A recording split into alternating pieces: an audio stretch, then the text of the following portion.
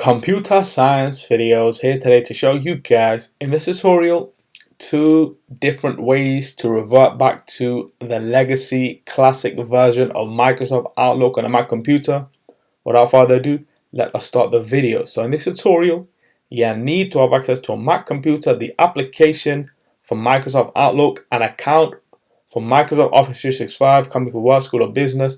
We can now go all the way down to the dock, go to Launchpad, go to Mac Office, open up Microsoft Outlook, make sure you are signed into the account, and so on screen we have the classic version. Now let's revert or go to the new version, the new Outlook.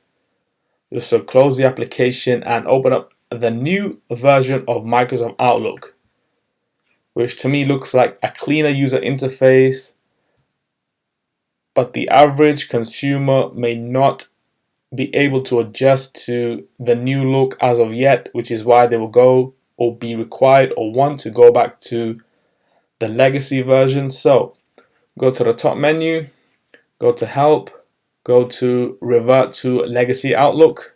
That's the first way. So now let's go back to the new Outlook.